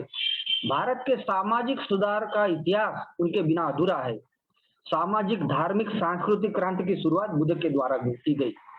बाबा साहब और इस घटना को, बौद्ध क्रांति के घटना को ये मानते हैं कि बौद्ध क्रांति, बुद्धिस्ट रिवॉल्यूशन और फ्रेंच रिवॉल्यूशन, ये दोनों घटनाएं युगांतकारी है। वो इसलिए है कि बौद्ध धर्म के महानता के संदर्भ में बाबा साहब का कथन था, बौद्ध धर्म का भारत में प्रभाव एवं फ्रांस की राज्य क्रांति, यह दोनों घटनाएं युगांतकारी है। जिस प्रकार से फ्रांस के क्रांति ने समता, स्वतंत्रता और बंधुत्व, यह जो मानवीय मूल्यों का बीजारोपण किया गया, तो उसके पहले यानी भारत में 2500 साल के पहले भगवान बुद्ध ने समता, स्वतंत्रता और बंधुत्व का, यह जो मानवीय मूल्यों का बीजारोपण उन्होंने किया गया है। तो जिस प्रकार से फ्रांस की जो क्रांति हुई, सामाजिक विषमता, समाज यह विषमता पर आधारित था, और बुद्ध के पूर्व भी भारतीय समाज यह विषमता पर आधारित था। तो बुद्ध ने समता प्रस्तावित करने का प्रयास, भारतीय समाज में समता प्रस्तावित करने का पहल किया गया, इसलिए भगवान बुद्ध ये सबसे पहले सामाजिक आंदोलन के प्रणेता माने जाते हैं। इतना ही नहीं, प्रजातंत्र यह बौद्ध काल की महान उपलब्धि है। दुनिया के अन्य राष्ट्र कहेंगे, इंग्लैंड कहेंगे या अमेरिका या अन्य यूरोपियन राष्ट्र कहेंगे कि प्रजातंत्र हमारी देन है, लेकिन उनके पहले ही 2500 साल पहले ही प्रजातंत्र यानी भिक्षु संघ की निर्मित करके, और भिक्षु संघ के जो नियम थे वह डेमोक्रेटिक यानी प्रजातंत्र के माध्यम से चुने हुए जाते थे। सभी को सभी अवसर था। 16 महाजनपदों में कुछ ऐसे जो राज्य थे, गणतंत्र थे, प्रजातंत्र के माध्यम से उनका व्यवहार चलता था। संतागार में उनकी बैठक होती थी। आज के पार्लियामेंट में जैसे लोकसभा है, राज्यसभा में कोई भी अध्यादेश पारित करते हैं, है ना, बहुमत के आधार पर होता है। तो उसी प्रकार बौद्ध काल में यह सब चलता था। तो बौद्ध शासन की, बौद्ध काल की सबसे बड़ी उपलब्धि को, महान उपलब्धि है प्रजातंत्र। तो भारत को नहीं तो विश्व को प्रजातंत्र देने का महान अगर कार्य किसने किया होगा तो बौद्ध काल में यह काम बौद्ध क्रांति के माध्यम से हुआ है। क्योंकि वैदिक धर्म की जो नींव थी, देव, आत्मा, परमात्मा, पाखंडवाद, यज्ञ विधि, पशु हत्या, कर्मकांड, इसमें ही वो विश्वास करते थे, है ना। तो लेकिन बौद्ध धर्म में ऐसा नहीं था। बौद्ध धर्म का एक सादा सिंपल यानी समीकरण है, एक इंसान का दूसरे इंसान के साथ में मधुर संबंध होना चाहिए, बंधु भाव का संबंध होना चाहिए, समता के साथ में संबंध होना चाहिए। क्योंकि बौद्ध धर्म का जो केंद्र बिंदु है वो मनुष्य है, और मनुष्य का कल्याण ही सर्वोपरि है। इसलिए भगवान बुद्ध के इसमें कहते हैं बहुजन हिताय, बहुजन सुखाय, लोकानुकंपाय। और बौद्ध धर्म के उत्कर्ष के संदर्भ में और बाबा साहब का कथन यह थे कि बौद्ध काल में भारत में स्थापत्य कला, चित्रकला, शिल्पकला इत्यादि कलाओं का विकास हुआ, साहित्य का सृजन हुआ।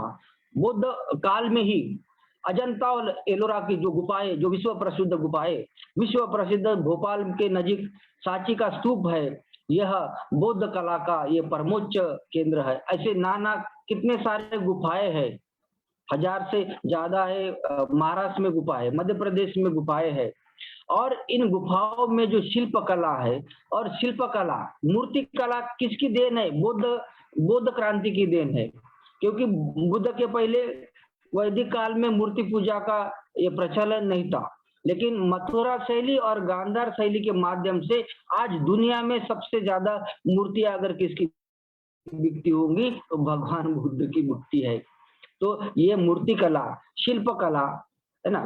तो उसके बाद में चित्रकला, इन कलाओं का जो विकास हुआ, यानी भारत की जो सांस्कृतिक जो नींव है, भारत की जो सांस्कृतिक जो कल्चरल हेरिटेज है, सबसे ज्यादा बौद्धों के दिखाई देते हैं। तो इससे देश दुनिया से लोग देखने के लिए आते हैं, और देश का आर्थिक विकास में इसकी बढ़ोतरी होती है।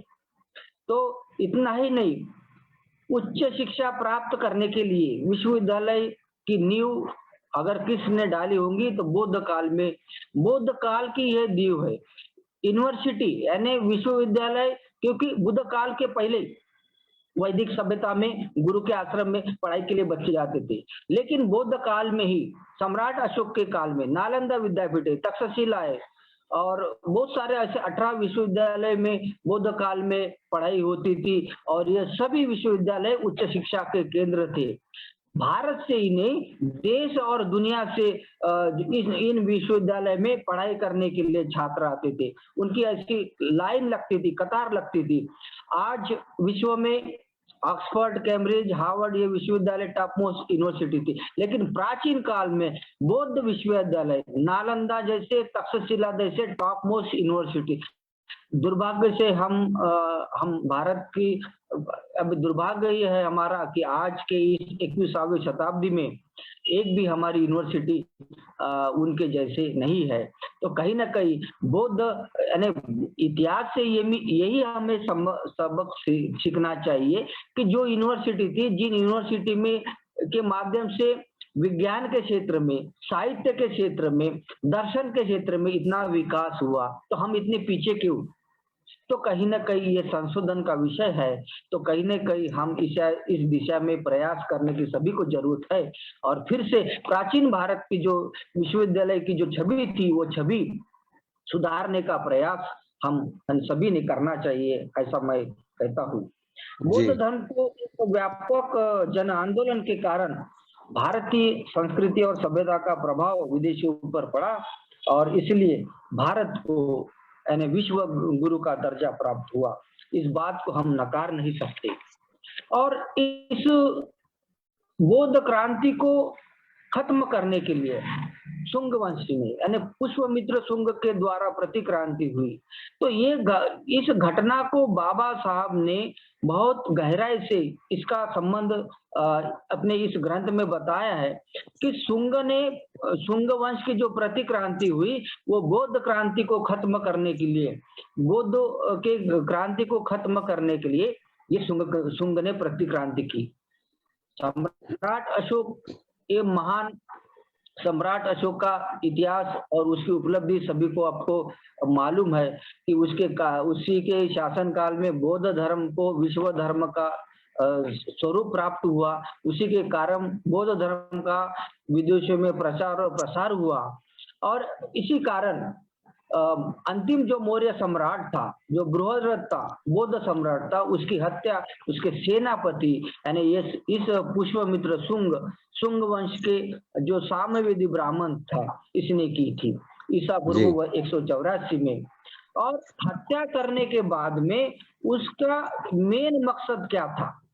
यानी इतिहासकारों ने इस घटना को लश्करी क्रांति, मिलिट्री रिवॉल्यूशन के तौर पर देखा है, लेकिन बाबा साहब ये मानते हैं कि ये उसकी एक राज्य क्रांति थी।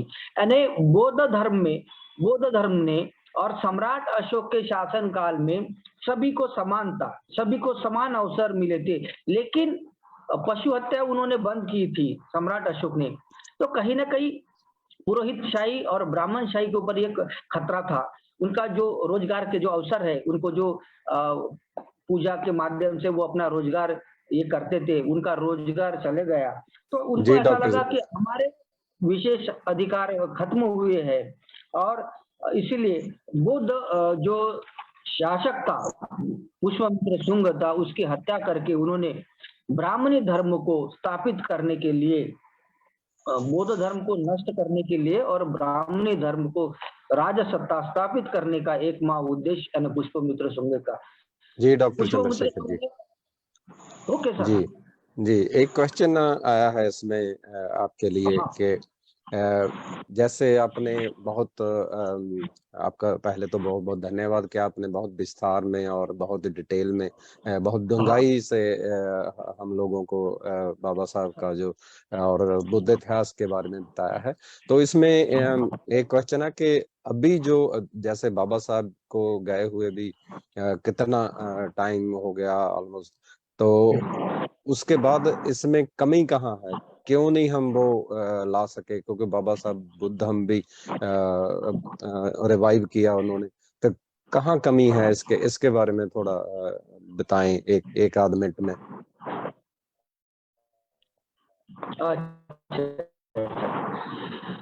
सर, सबसे पहले तो जिन्होंने प्रश्न पूछा है उनको मैं धन्यवाद देता हूँ। तो देखो, बाबा साहब के जाने के कई 65 साल अभी बीत चुके हैं। तो बाबा साहब आते हैं या बाबा साहब के जो थॉट्स है, जो विचार है, ग्रंथ के रूप में और मौलिक रूप के हमारे लिए वो एक धन है, विचार जी धन है। और भगवान बुद्ध का भी विचार धन हमारे साथ में है। लेकिन कहीं ना कहीं हम लोग इतने पीछे क्यों है? तो इसके लिए जो है तत्कालीन जो व्यवस्था है सर, वो व्यवस्था में बाबा साहब के गहराई को, उनके विचारों को अगर अमल किया जाता है भारत में, भलाई हम अबोध भी है या अगर वो इंटेलेक्चुअल लोग हैं, तो कहीं ना कहीं बाबा साहब के अध्ययन को अगर उन्होंने अगर बारकाई से उन्होंने अध्ययन किया और ये बाबा साहब के जो विचारों को अगर अमल करना चाहते हैं, तो निश्चित तौर पर हम विश्व गुरु का वो दर्जा प्राप्त कर सकते हैं। मुझे ऐसा लगता है कि बाबा साहब ने बताए हुए, भगवान बुद्ध ने और बौद्ध काल में जो भी उच्च शिक्षा के जो संस्थान थे, जो सभी क्षेत्र में हमारी प्रगति हुई थी, और बौद्ध काल या मौर्य काल हो या गुप्त काल, वो भारत का स्वर्णिम कालखंड था। तो वो प्राचीन काल में जो हमारी जो गौरव जो अतीत प्राप्त हुआ था, वो गौरव हमको भविष्य में मिल सकता है। और संविधान के तौर पर हमारे पास बुद्ध के विचार, वर्धमान महावीर के, जितने संत महापुरुषों के जो विचार हमारे साथ में है, तो उन्हीं के विचारों को अगर हम अपने जीवन में अंगीकार करेंगे तो निश्चित तौर पर हम इसको अमल कर सकते हैं। मुझे ऐसा लगता है। ठीक है जी, ओके। बहुत बहुत धन्यवाद डॉक्टर चंद्रशेखर जी, आपने अपना कीमती समय हमें दिया। तो hope in the future we will bring you again and really really thanks. आपका नमो बुद्धाय, जय भीम। तो हम आपको ले चलते हैं अभी Ludhiana. Thank you doctor Chandrashekhar ji. तो अभी हम आपको ले चलते हैं लुधियाना में तक्षशिला बुद्ध विहार, जहाँ से हमारे साथ हमारे जो और साथी हैं हमारे टीम के, दमावेज की टीम के, मीनू जी, जो कि पंजाब से लुधियाना तक्षशिला से कवरेज करते हैं। 1-2 मिनट के लिए वो वहाँ जो अभी अभी धम्म देशना और विजय दशमी परम सर, जी मैं जी एक बात बताना चाहता हूँ। जी बाली साहब और मेरे साथ एलआर बाली साहब नागपुर में आते हैं हमेशा, और जी मैंने बाबा साहब के जो साथी थे आवले बाबूजी जी और जी बाली साहब, ये साथ में थे। तो जी कई जी बार उन्होंने मुझे जालंधर आने का न्योता दिया था, लेकिन कुछ जी जी कारणवश मैं नहीं आ पाया। तो कहीं ना कहीं इस माध्यम से हम लुधियाना पहुंचे हैं। मुझे ऐसा लगेगा कि बाली साहब की भूमि में मैं पहुंचा हूँ। धन्यवाद जी, या नहीं, कभी फिर मिलेंगे। आपके नागपुर से में मिलेंगे, जहाँ जलंधर पंजाब में मिलेंगे, जरूर इकट्ठे होंगे हम। बिल्कुल सर, जय बिल्कुल। जय, हाँ जी जी, और बहुत आपसे बहुत मिलेंगे धन्यवाद सर। जी, बहुत बहुत धन्यवाद आपका। मीनू जी तक्षशिला से हैं, हमारे साथ जुड़े हुए हैं। तो मीनू जी प्लीज, जो भी कार्यक्रम हुआ है 1-2 दिन पहले, उसके बारे में हमारे साथ वो अपना साझा करेंगे। मीनू धीर जी। जय भीम, जय भारत। बुधाय सर, वंदामी नमो भंते बुद्धाय। जी, वंदामी भंते जी है। जैसे कि तक्षशिला महाविहार से आपको परम सर ने बता ही दिया है, तो तक्षशिला महाबुद्ध विहार से ही। तो तक्षशिला विहार में रूटीन वाइज जो प्रोग्राम चलते हैं वो तो चलते ही रहते हैं। एवरी संडे का जो प्रोग्राम होता है, धम्म देशना होती है, वो तो होती ही रहती है। पर धम्म चक्र परिवर्तन, जो कि अशोक दशमी का पर्व बहुत ही धूमधाम से मनाया गया, उस दिन भी हम लाइव हुए थे। तो धम्म चक्र परिवर्तन या फिर घर वापसी सिर्फ नागपुर में ही नहीं हुई है, तक्षशिला में भी अराउंड 60 लोग थे जिन्होंने अपनी घर वापसी की है, और वो बुद्ध धर्म में दोबारा वापस आए हैं। तो बाकी पखंड को छोड़कर बहुत सारे ऐसे भी थे जो कह रहे थे कि हमने जो नॉन पंजाबी थे, जो जैसे यूपी से जी या बिहार से और दूसरे स्टेट से पंजाब में आए हुए हैं, तो वो उनको मैंने जैसे पूछा कि आप लोग आए हो, बिहार में आए हो, वो कह रहे कि हाँ जी, हम एक बार पहले आए थे तो दूसरी बार आज आए हैं। तो वो पूरा प्रॉपर अपना मेकअप वगैरह सब कुछ लगा कर आए थे। तो फिर जी उनसे मैंने पूछा कि आप इस बार करवा चौथ का व्रत भी है तो फिर आप रखोगे? तो वो हंस के कहने लगे अब तो सिर्फ उपोषित ही करेंगे। तो एक जब बाबू साहब के रास्ते पर और बुद्ध धम्म के रास्ते पर अब हम चल पड़े हैं, तो सबके झमेलों की अब हमें जरूरत नहीं है। तो लेडी के मुझे वो लाइंस बहुत अच्छी लगी कि इन झमेलों की अब हमें कोई जरूरत नहीं है, क्योंकि हम वो एक रास्ते पर आ चुके हैं, हमें इधर उधर कहीं देखने की जरूरत नहीं है।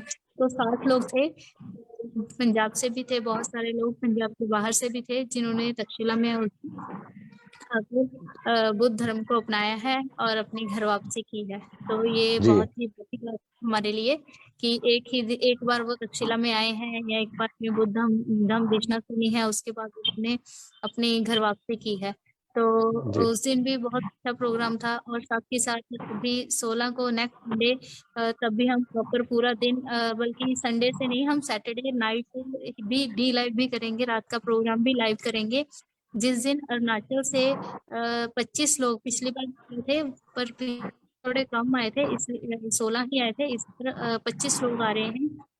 वो कठिन चीवरदान, वर्षावास का कठिन चीवरदान बनाएंगे और हम सबको सिखाएंगे। वो दोबारा अपने रूट और हमें अपने कल्चर के साथ जुड़ने का बहुत अच्छा, बहुत बढ़िया मौका मिल रहा है। तो हम आप सबसे भी गुजारिश करते हैं, तो आप भी तक्षशिला आए। अगर आप नहीं आ सकते तो धम्मा वेब्स के माध्यम से हम आपको कोई भी किसी भी तरह की आपको उत्साह में बिल्कुल कोई कमी जरूर। नहीं होगी, तो हम सब कुछ आपको लाइव भी दिखाएंगे। रात का भी प्रोग्राम लाइव होगा और पूरे दिन का भी होगा। और साथ जी के साथ एक बहुत ही बड़ा उपराला और बहुत ही मेरे ख्याल से हमारे पंजाब में ये पहला एक ऐसा उपराला है जो चल रहा है। आज मेरी भंते जी से बात हुई थी, एज ए मैं एक टीचर भी हूँ, तो मैंने भंते जी को थोड़ा एजुकेशन पर और कल्चर पर भी जोर देने पर बात की है। तो हम अपनी टीम की तरफ से भी को रिक्वेस्ट की है, धम्मा टीम की तरफ से भी हमने रिक्वेस्ट की है कि एक चीवरदान, कठिन चीवरदान वर्षावास वो तो होता ही है, पर उसके साथ साथ एक हम अपनी यंग जनरेशन को हम बिहार में कैसे लेकर आए, उनको कैसे उनका इंटरेस्ट बनाए। ये बहुत सारे बच्चे थोड़े थोड़े छोटे होते हैं, मम्मी पापा के साथ आ जाते हैं, बट जब उनको समझ आने लगती है फिर वही चक्कर होता है कि वो दरगाह पे चले गए या किसी, जब बच्चे थोड़े संभल जाते हैं तो जी जी हम अभी से ही उस एज तक उनसे उनको जाने से पहले ही हम छोटी एज से ही हमने एक प्रोग्राम यहाँ पे रखा है 17 को, जिसमें कि रंगोली कंपटीशन होगा, जिसमें बच्चे और बड़े सब भाग ले सकते हैं, लेडीज जेंट्स कोई भी भाग ले सकता है।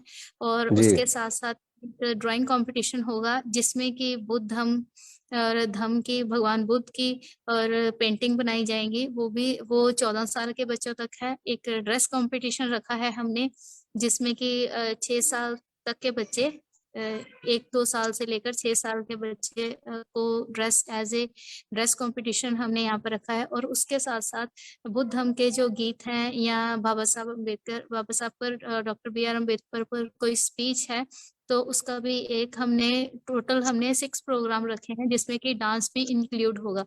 जी तो जी जी इससे नीनू है जी कि को जी थोड़ा सा और उत्साह मिलेगा, सबको उत्साह मिलेगा यहाँ पर आने के लिए। तो ये एक जी पहला इनिशिएटिव है जो हमने यहाँ से तक्षशिला से किया है। थैंक और यू। उसके साथ इसके जी मेरे एक क्वेश्चन आया है उसमें कि जैसे आपने बताया कि 60 लोगों ने जहाँ दीक्षा ली तक्षशिला में, तो उनमें आपने कुछ देखा कि पंजाबी भी लोग थे जो जिन्होंने दीक्षा ली? कितने एस्टिमेट जी कितने लोग थे जो? ये पंजाबी भी थे और संगरूर से भी थे, बठिंडा से भी आए थे, ना सिर्फ वेरी गुड। लुधियाना से। तो बहुत सारे लोग थे जो आए थे, और पंजाबी भी थे और नॉन पंजाबी भी थे। तो बेसिकली अगर हम कहें तो हम पंजाबियों को सिखाने के लिए ही कठिन चीवरदान का भी जो प्रोग्राम है वो अरुणाचल से आ रहे हैं, कि जैसे कैसे हम अपने रूट्स के साथ, अपने कल्चर के साथ, बुद्ध धर्म के साथ कैसे जुड़े। और क्या क्या आज भी जैसे हमने जो लाइव प्रोग्राम किया है, वो थोड़ा सा हमने उसमें और चेंजेस किए भी हैं, थोड़ा सा अपनी तरफ से और कोशिश भी की है। कि जी जैसे कि हम पहले जब प्रोग्राम होता था बिहार में, तब हम धम्म देशना से लाइव करते थे, पर आज जो हमने लाइव किया है वो जैसे और उपासक उपासिकाएं आते हैं यहाँ पर, तो कैसे वो बिहार को सजाते हैं, कैसे डेकोरेट करते हैं, वो सारी चीजें आज हमने और उनसे बात भी की कि उन्होंने ये क्या जी बनाया है। ये आज की पूर्णिमा को कुमोदनी पूर्णिमा भी कहा जाता है। तो आज की पूर्णिमा का बहुत बड़ा महत्व है। पंडित जी ने उस पर धर्मदेशना भी दी है। तो ये जी, सारी कवरेज 2-3 दिन बहुत बहुत चलती धन्यवाद है। मीनू जी। बहुत बहुत सो धन्यवाद मच। आपका कि आप पंजाब से और तक्षशिला से स्पेशल कवरेज करते हैं। बहुत बहुत धन्यवाद। नमो बुद्धाय, जय भीम। ऐसे ही हमारे साथ जो न्यूज है वो शेयर करते रहें पंजाब की। तो नेक्स्ट वीक आपको फिर मिलेंगे। बहुत बहुत धन्यवाद। नमो बुद्धाय, जय भीम। तो अब आपको फिर ले चलते हैं नागपुर, जहाँ से हमारे प्रिय डॉक्टर सुजाता जी जो वीकली इतिहास के दिन बताते हैं और धम्म न्यूज बताते हैं। तो doctor Sujata ji, please welcome to Dhamma waves. Thank you. आज मैं आपको 3 अक्टूबर से 9 अक्टूबर तक की पिछली रिपोर्ट बताऊंगी। 3 अक्टूबर 1933 को संयुक्त समिति के कार्यों को आरंभ किया गया था और उसी दिन रिपब्लिकन पार्टी की स्थापना भी की गई थी। 3 अक्टूबर 1957 को शेड्यूल कास्ट फेडरेशन का रिपब्लिकन पार्टी ऑफ इंडिया में परिवर्तन भी किया गया था। 4 अक्टूबर 1947 को अपने समाज के विश्वासु नेता बनो, ऐसा डॉक्टर बाबा साहब अम्बेडकर इन्होंने मुंबई के सिद्धार्थ महाविद्यालय में कहा था। 5 अक्टूबर को महाप्राण जोगिंद्रनाथ मंडल इनका स्मृति दिन रहता है। और 5 अक्टूबर अभी 2022 को नागपुर के दीक्षा भूमि में लाखों लोगों की संख्या में अनुयायी यहाँ पे आए थे, क्योंकि यहाँ पे धम्म चक्र परिवर्तन दिन बड़े ही जोर शोर से मनाया गया था। कोरोना की वजह से 2-3 साल से यहाँ पे ये प्रोग्राम नहीं हुआ था, लेकिन अभी जो हुआ वो बहुत जोर शोर से हुआ। अगर देखा जाए तो यहाँ से देश विदेशी से भी लोग आए थे। हरबंस सिंह बिरदी जी भी यहाँ पे आए थे, मंजू लाल भी यहाँ पे आए थे लंदन से। तो और भी कई लोग विदेशों से यहाँ पे आए थे और इनके साथ साथ कुदरत भी पीछे नहीं, बारिश भी यहाँ पे बड़े जोर शोर से आई, दिन भर बारिश चलती रही, लोग भी इसका डट के मुकाबला कर रहे थे, छोटे छोटे बच्चे उनके साथ थे, लेकिन कोई भी हिम्मत ना हारते हुए पूरा दिन भर वहां पे रुके, रात के समय में भी वो यहाँ पे रुके। तो डॉक्टर बाबा साहब अम्बेडकर के हिसाब से जो श्रद्धा से लोग यहाँ पे आते हैं, तो उनका एक मन ये करता है कि हम कम से कम बाबा साहब की किताबें खरीदे। तो यहाँ पे जो दीक्षा भूमि में होता है तो किताबों का प्रदर्शन होता है, गौतम बुद्ध जी के, बाबा साहब की मूर्तियां बड़ी से लेके छोटी सब मूर्तियां, सभी तरह की मूर्तियां यहाँ पे रहती है। और 3 दिनों के अंदर अगर देखा जाए तो करोड़ रुपये का मतलब जो है किताबें खरीदी गई। तो लोगों का सोचना ऐसा है, किताबों के रूप में ही हम बाबा साहब से मुलाकात करते हैं। तो ये सोच देखो, गांव से लेके शहर से लेके लोग विदेशों से यहाँ पे आते हैं और अपनी इच्छा, अपनी मनोकामना किताबों के माध्यम से पूरी करते हैं। हम आते हैं 6 अक्टूबर की तरफ। 6 अक्टूबर 1934 को मुंबई में मराठी साहित्य सम्मेलन के अध्यक्ष स्थान पर केडुस्कर गुरुजी इनको चुना गया था। 7 अक्टूबर 1951 को शेड्यूल कास्ट फेडरेशन का घोषणा पत्र भी तैयार किया गया था। और 7 अक्टूबर 1981 को डॉक्टर बाबा साहब अम्बेडकर इनकी जो पवित्र अस्थियां रौप्य महोत्सव के समय सिद्धार्थ कॉलेज की तरफ से नागपुर के दीक्षा भूमि को प्राप्त हुई थी। ये भी बहुत बड़ी बात है। 8 अक्टूबर 1928 अस्पृश्य वर्ग के बच्चों के लिए द्वितीय शिक्षा हेतु सरकारी योजना भी मंजूर की गई थी। 9 अक्टूबर 1939 में डॉक्टर बाबा साहब अम्बेडकर इन्होंने दिल्ली में सरकारी वाइसराय से मुलाकात की थी। 9 अक्टूबर 2006 को यशकाई काशीराम जी जो वामसम के संस्थापक थे, इनका महापरिनिर्वाण हुआ था। और उनका ये कहना था कि स्वाभिमानी लोग ही संघर्ष की परिभाषा समझते हैं, जिनका स्वाभिमान मरा है वो तो गुलामी है, ऐसी सोच कांचीराम की रखते हैं और वो सही भी है। 9 अक्टूबर मतलब आज का ही दिन हम आपको बताते हैं कि अपने भारत में वर्षवास के इसमें माना जाता है। तो वर्षवास मतलब बारिश का निवास।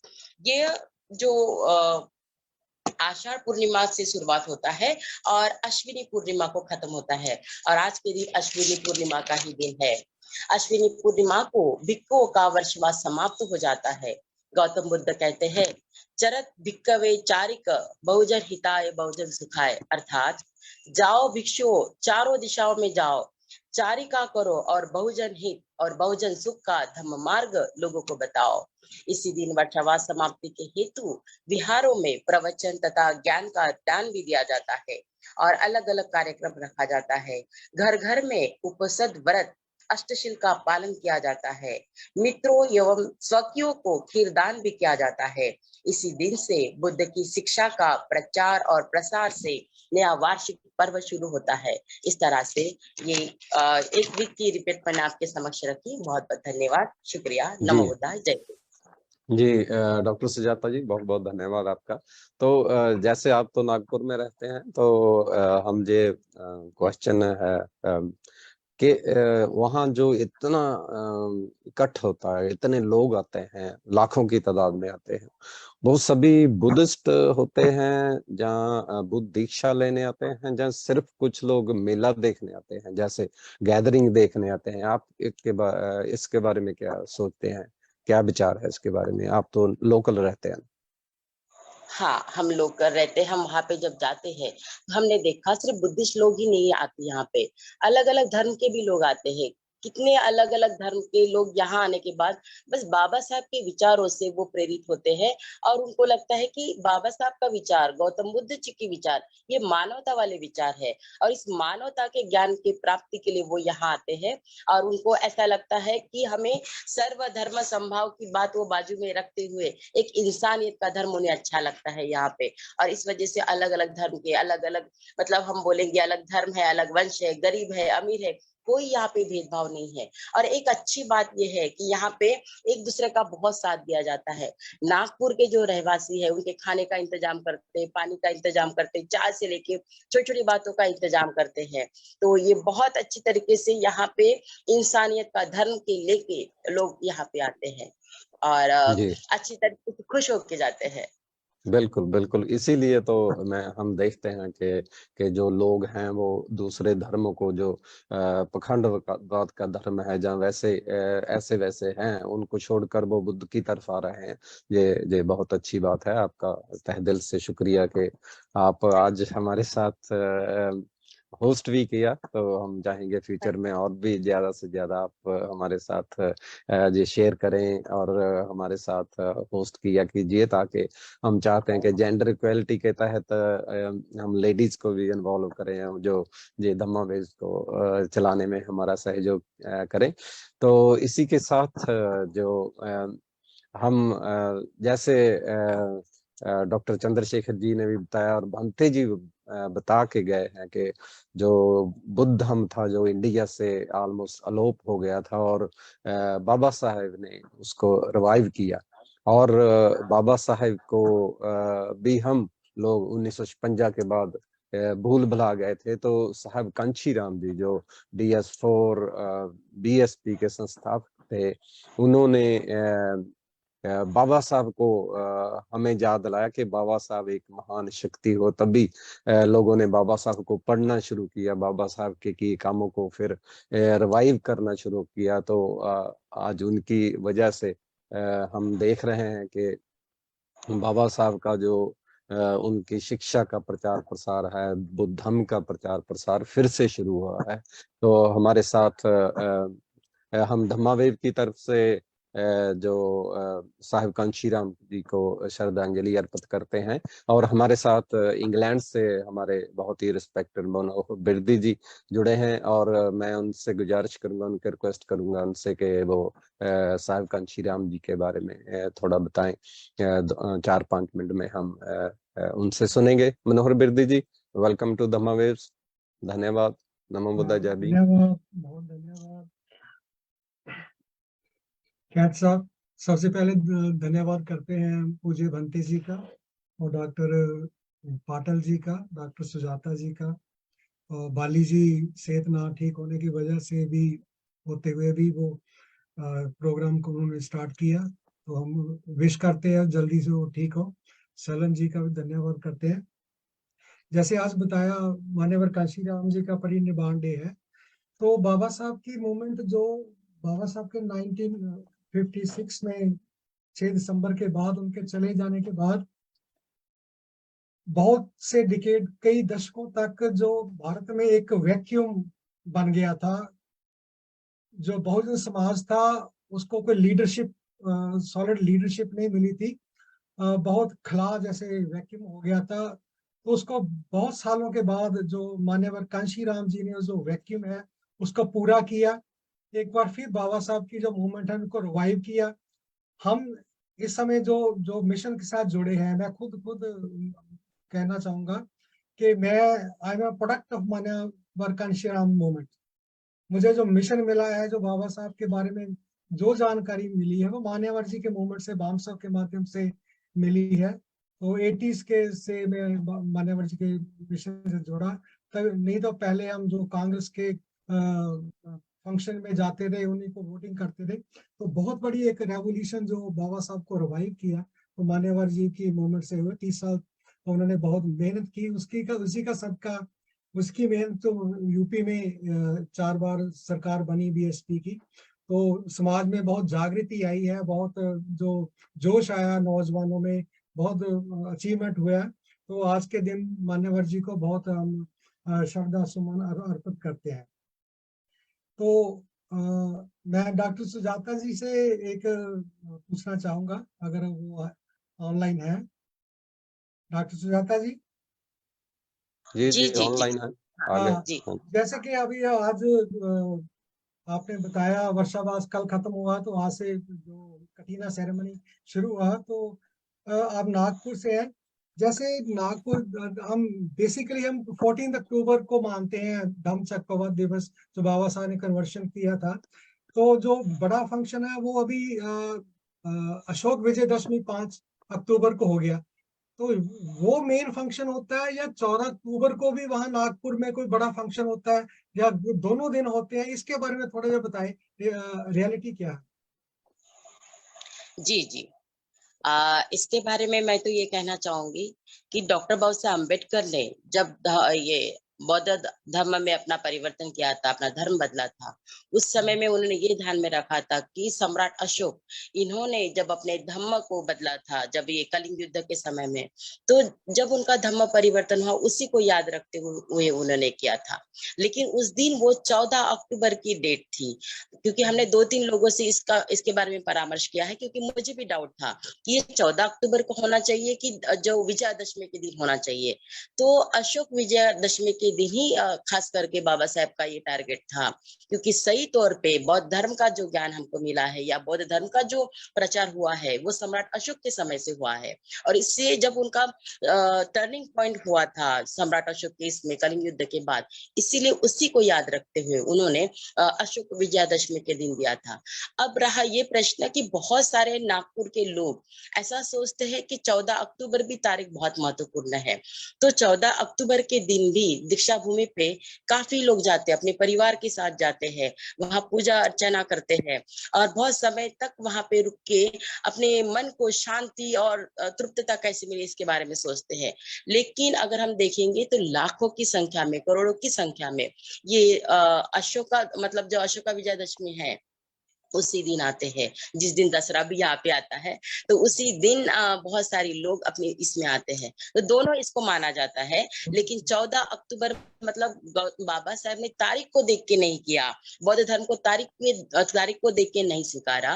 तो उन्होंने इसको सम्राट अशोक के धम्म के इसमें जब चेंजेस हुआ विजयादशमी के इस हिसाब से किया था। और इस वजह से यहाँ पे 2 तरीके से अपना इवेंट्स होता है, 14 अक्टूबर को भी होता है और विजयादशमी के दिन भी होता है, अशोका विजयादशमी के दिन। बहुत धन्यवाद, बहुत धन्यवाद। Thank you. थैंक यू कैंथ साहब। जी बहुत बहुत धन्यवाद बिरदी साहब। तो आज का जो प्रोग्राम है वो हम यहीं समाप्त करते हैं। हमारे साथ हमारे महेंद्र सल्लन जी भी हैं। महेंद्र सल्लन जी कुछ बोलेंगे आप साहब कांशीराम जी के बारे में और जो आज का प्रोग्राम उसके बारे में, क्योंकि आप हमेशा हमारे साथ रहते हैं।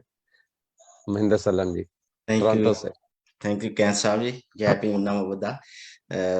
पांते जी ने बड़ा प्रसार से धर्म बुद्ध के जो संदेश दिया। उन्होंने सभी हमारे जो उपासक सुन रहे हैं उनको चाहिए, जो गांव में भी हैं उनको भी चाहिए हमारे जो टेम्पल हैं नियर स्पेशली पंजाब में हमेशा वहां जाना चाहिए, बनते के साथ गलबात करनी चाहिए, तो और भी उसका प्रसार होएगा। तो जो उसके बच्चे हैं, क्योंकि जब हमारी यंग जनरेशन को पता चलेगा कि हमारा पहले वाला धर्म हमने घर वापसी करना है, तो हमें जो अब्रॉड जो हमारे पंजाबी भाई या इंडियन सभी भाई बैठे हैं, तो उनको बड़ा उत्साह होगा, तो वो भी आपकी सपोर्ट जरूर करेंगे।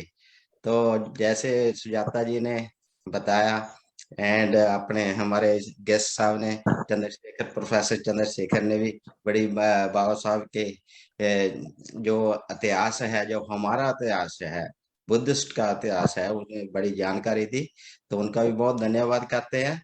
ऐसे ही जो धम्मा वेव के सब जो सुनने वाले ऑल ओवर द वर्ल्ड, तो वो धम्मा वेव को सपोर्ट करें, तो हम उसका भी बहुत धन्यवाद करते हैं। Thank you. जय भीम। थैंक यू मिंदर जी। आप हमेशा धम्म के बारे में और जो धम्म का जो प्रचार प्रसार उसके बारे में तत्पर रहते हैं, काम करते हैं। आपका तहे दिल से शुक्रिया। और आज हम तहे दिल से शुक्रिया करते हैं आनंद भाई साहब का, जो बैठे हमारे साथ ही हैं, मगर उनकी तबीयत ठीक ना होने के कारण वो टेक्निकली हमें देख रहे हैं, सुपरविजन कर रहे हैं, मगर बोलने में थोड़ा उनको दिक्कत हो रहा है, क्योंकि उनका गला कोविड की वजह से उनका जो गला है वो उनका साथ नहीं दे रहा है।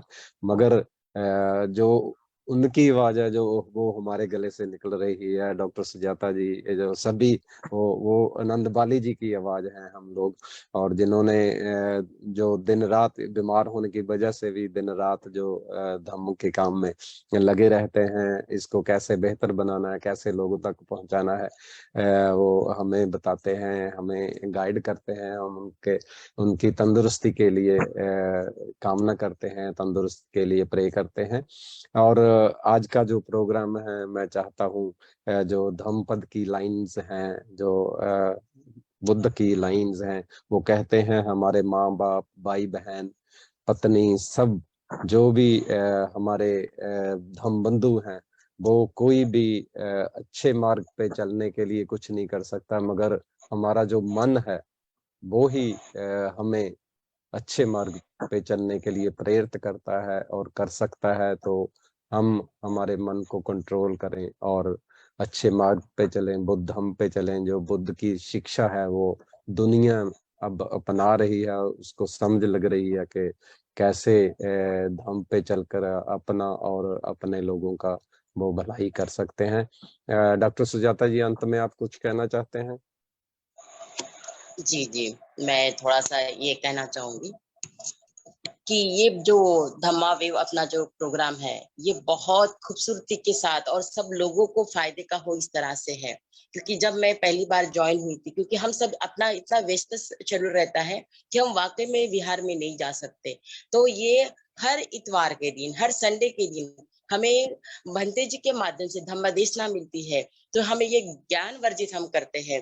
तो आप सभी लोगों का तो हम शुक्रिया करना चाहेंगे। आनंद बाली जी जो सर है, उन्होंने तो काफी इतनी मेहनत की है, तो हमें बहुत गदगदा होता है कि कितनी अच्छा कार्य वो कर रहे हैं। आज उनकी तबीयत खराब होने के बावजूद भी हमारे साथ वो जुड़े हुए हैं, अभी भी ऑनलाइन वो साथ में है। तो इसका मतलब हमें इतना ज्यादा उत्साह मिलता है कि हर एक इंसान ने अपने धम्म के लिए इतना कार्य तो करना ही चाहिए। तो जरूर अपना ये धम्म वेव है, ये बहुत आगे जाएगा और हम सब इसके लिए पूरी तरह से कोशिश करेंगे। तो मैं इस तरह से कहते हुए आनंद बाली जी के लिए, सेहत के लिए शुभकामना देती हूँ कि बहुत जल्दी ही वो अच्छे होंगे और हमारे समक्ष अगले संडे को भी वो रहेंगे। तो इस तरह से मैं अपने बात करना चाहती थी। शुक्रिया। बहुत बहुत धन्यवाद डॉक्टर सुजाता जी। तो हमारा जो लोगो है, जानो फिर मानो, पहले हर एक चीज को अच्छी तरह जानो, उसको लॉजिकली, जैसे तथागत बुद्ध ने तथ्यों के आधार पे अपना वाणी जो लोगों को धम्म दिया है, तो हम इसी के साथ, इसी शब्द के साथ, जानो फिर मानो का के साथ आज का जो प्रोग्राम समाप्त करते हैं। अगले वीक फिर आपको मिलेंगे। नमो बुद्धाय। जय भीम, जय भारत।